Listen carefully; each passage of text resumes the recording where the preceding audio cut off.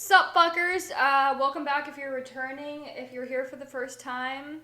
How did you find me? The witness protection program promised that I would be safe. They promised! So, I get a lot of questions regarding my cult upbringing, so I thought I would just go ahead and elaborate on two stories that I've kind of gotten into before, I think. I'm not really sure. I feel like I never stopped talking. So, the night that my mom converted to apostolic Pentecostalism, my brother and I were really confused because we had never been religious before in our entire lives, and we had no idea why our mother was getting into a bathtub fully clothed. But it was essentially her conversion to the cult, and these are my stories. So I'm going to be telling two stories today, and starting with the first one, it's kind of why I ran away from home and how the cult had affected that. So just for some backup, some of you may know this, some of you may not. My mom converted when I was 12 or 13 years old. I was entering into 8th grade. I was also new. So I was the new kid who couldn't wear makeup, couldn't cut their hair, and had to wear long skirts, and wasn't allowed to hang out or watch movies or listen to secular music of the world, or have social media. I was so desperate to fit in. So I had a best friend who would bring me pants, and I would change into pants on the bus. That was kind of like my thing, and it just made me fit in a little bit more throughout the school day. And on my way home, what I would do is I would put the skirt on over my pants, make sure it was up, and then I would take the pants off. I'd fold the pants, I'd put them at the bottom of my book bag, and then I'd put all of my books on my folders on top so that you couldn't see. Smart thinking. Strict parents raise great liars and manipulators. Gaslighters. So due to the fact that I was an angsty teen who couldn't wear what they wanted to wear or do what they wanted to do, and I was breaking all the rules, my mother and I had a very strained relationship. And over the course of a semester, more and more people noticed I would sometimes come to school in skirts, because sometimes I would wait to get on the bus to change because I wouldn't want to change next to like anybody, and sometimes I would be next to people, and so I would have to go to school and change, and people start taking notice. And one of my teachers took notice, and she took it as an opportunity to encourage me to do better at school. She basically said, you know, she knows my secret, and that if I drop below a certain percentage in her class, that she will tell my mother on me. And I don't think she understood what the consequences of telling my cult-driven mother, telling her that I'm breaking all the rules, I don't think she understood what the consequences to that would be. So it chilled me to my very core and scared the shit out of me. I was a very stressed out 13, 14-year-old. And my father and I had no relationship, so it was just like my friends that I relied on at school and myself is what it felt like. I grew tired of the monotonous tone of everyday life. We lived in a very small town, and we attended the local Apostolic Pentecostal church, which only consisted of about 4 people outside of my family that was attending. And we would read the Bible every day, and we would go to church twice a week, so my life consisted of getting up, going to school, changing, going throughout my day, changing, getting home, reading the Bible, going to church in the evening on occasion, and going to church on Sundays. We couldn't listen to regular music. We couldn't watch a lot of different, TV things, and so I hated every day. And I started getting a little bit more and more ballsy. I would do things like sneak social media, sneaking pants, and eventually I got the balls to sneak a haircut. And I trimmed myself these god-awful little side-swept emo bangs. And what I would do is I would just brush them back with a headband or braid them into my hair to hide them from my mom every day. But eventually, she found out. And when she found out, she threatened to shave my head because, according to the Bible, if you cut your hair, you might as well have shaven or shorn it. So since I cut it, I might as well fucking shave it all off. And that scared the shit out of me. She didn't do it. But the next day, I went to school and I was like, I can't do this anymore. My best friend and I, we had a plan for me to run away at the end of the year on the last day. On the last day of school, I was just not gonna come home. Getting my head threatened to be shaved on top of everything that I was already having to do was just a little bit too much for me, and I went to school that next day. I went to my best friend, I told her what happened, and I was like, I can't do this anymore. She's like, you need to run away today, and I was like, I need to run away today. And so I ran away that night. After school, instead of getting on my bus, I went home with my best friend, whose stepfather picked us up. He had no idea what was going on. Her mom had sort of an idea, but because she wanted to help me because she felt bad, but she was like, hey, if we get in trouble, like, I'm throwing you under the bus. Like, if your mom finds you, like, I'm giving you up immediately. I was like, okay, like, no problem. And, like, our whole plan was, like, that I was going to dye my hair blonde, and I'd never get to see my family again because I couldn't live under that religious torment any longer, as if we didn't live in a teeny tiny small town. So after a couple hours, and me actively posting on my secret Facebook after having ran away, the cops found me, my mom found me, and I got taken home. I wasn't allowed to sleep in my own bedroom. I had to sleep on my mom's floor so that she could keep an eye on me. The next day, she pulled me out of public school because it was too much of a bad influence on me. Since my running away was so abrupt and nobody really saw it coming, and my mom pulled me out of school the next day with no plan, I was just not really learning anything for a little while. We had nothing to fall back on, so my mom would make me study her old nursing school books, which really don't help a 9th grader. And eventually I got put in K-12, and K-12 was kind of like the pioneer of online education, because I know that online education is far more common now, but back when I was a rebellious teenager, Or just a normal fucking kid who just wants to wear pants. K-12 was like new and confusing and annoying. So in my attempt of trying to run away from the cult, run away from the religion, and run away from the rules, I basically just kind of plopped myself in isolation, and I really didn't ever get to interact with other people outside of my family. And my mom and I had a very terrible relationship at that time because she was really mad at me for running away. And so it was just awful all the time. But that was just the start of it. That was just like barely into the religion. My mom had just converted. We had just started dressing this way. This was only 3 semesters worth of school into the religion, and I had already tried to run away and in turn jailed myself in my house for the next several years. Which brings us to our next story. One of the only times that I ever got any social interaction with children around my age was at Apostolic Pentecostal Camp. I think this had to be after I was pulled out of school already, because I was 15 when we went. And Apostolic Pentecostal Camp is really fucking weird. Basically, we went to a really poor church. Again, it was like 4 people. And so they spent like weeks gathering money, earning money, getting money to try to send my brother and I to this camp that we didn't want to go to. I didn't want to go to. My brother didn't want to go to it.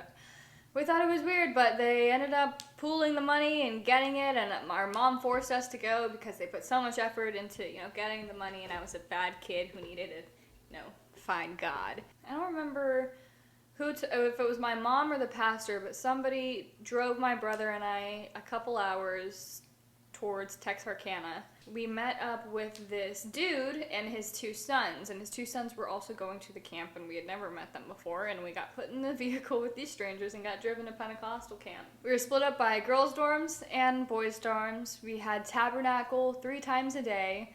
A lot of these kids were born and raised Pentecostals, so not only did they believe in it, but they were excited and energetic to be there. They wanted to be there.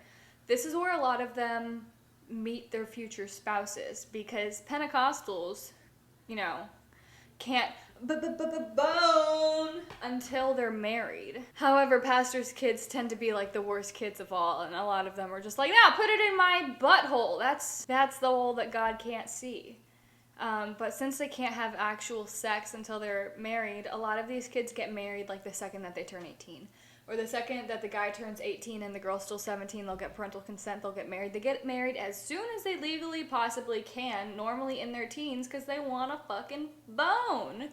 And this is where they go to meet the person they want to bone. They get their pen pals, as my mom called it, but cell phones were a thing, so they would just kick back and forth for the whole year. So you would meet your future husband or wife at the Pentecostal church camp event, and then you guys would go your way because they came from Oklahoma and Louisiana and Arkansas and Texas, and I think there were some from Florida. They all drove in for this thing.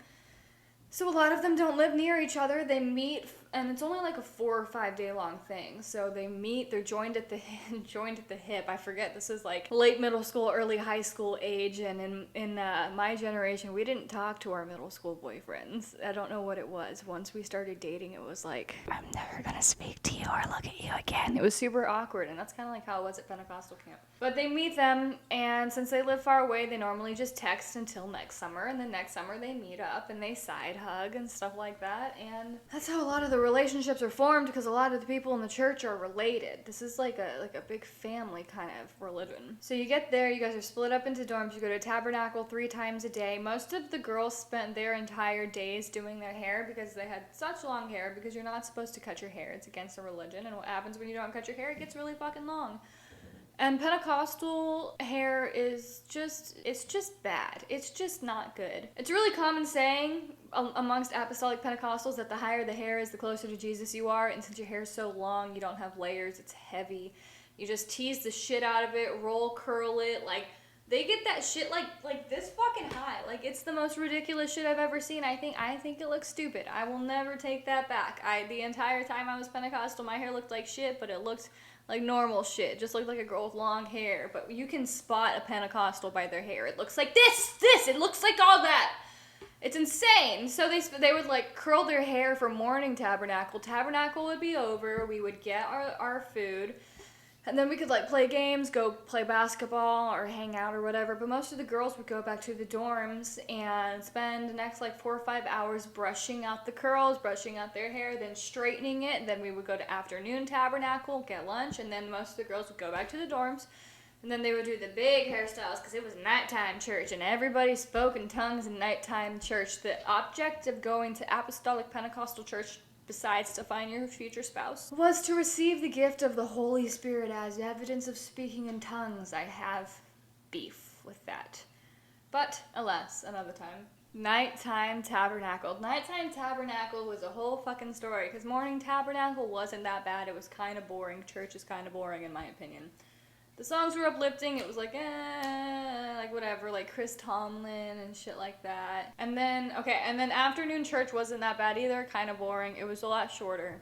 And then evening church was where people like dressed to impress. The girls wore, 8-inch platform heels, which was super weird because we were all like 13 to 15 years old. Dressed in their at the time, the style was this skirt, and so it was a bunch of those with the big giant Jesus hair, and the guys dressed in their suits and stuff. And this is where you go to prove that you're a worthy mate for future. You're meeting your husband, you're meeting your wife.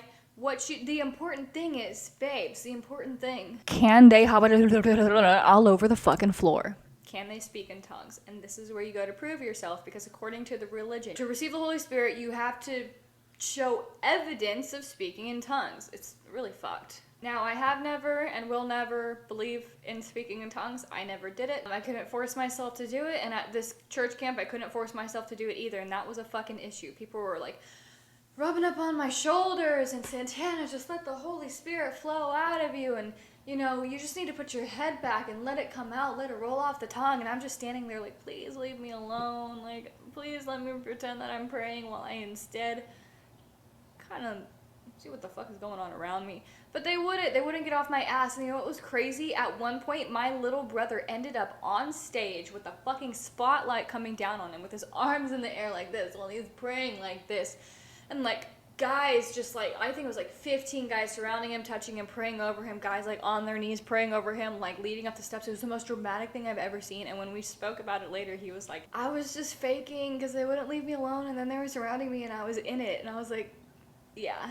But they took that as my brother getting the gift of the Holy Spirit, which is against the own religion itself, because he hadn't been baptized. And according to that religion, you can only get the Holy Spirit after being baptized. And he hadn't been baptized, so he couldn't have technically gotten the Holy Spirit. And then again, he faked it. They even gave him this certificate to prove that he spoke in tongues. And so it was all that our 6-person church, or 7 with my mom and me and my brother, 7-person church would talk about for weeks, was that David got the gift of the Holy Spirit, and they ran with that as their proof of God forever. It was so insane. Overall, it was a very loud experience, but this was basically the only outside human contact that I had that wasn't my mom or my brother or my stepdad for a very long time. It was the only time I had been around kids my age for a fucking while. And it was so weird. And also, I took shampoo, to wash my long, luscious locks. And it spilled all over my clothes. And they didn't have a washing machine for me to wash it out. And I couldn't wash it out in the sink for some reason. I don't remember why. So, like, half my clothes were ruined. And I just had to wear dirty clothes. That was embarrassing. But yeah, overall experience was like 5 out of 10. I bet I could have avoided it if I hadn't ran away. So that's how this all kind of ties together. I have an entire childhood's worth of stories when it comes to this. So let me know if you guys want to learn more about my fucked up childhood. But that's all I got for you for this time. Thanks for joining me. Yeah, but that's all. See you guys later. Bye.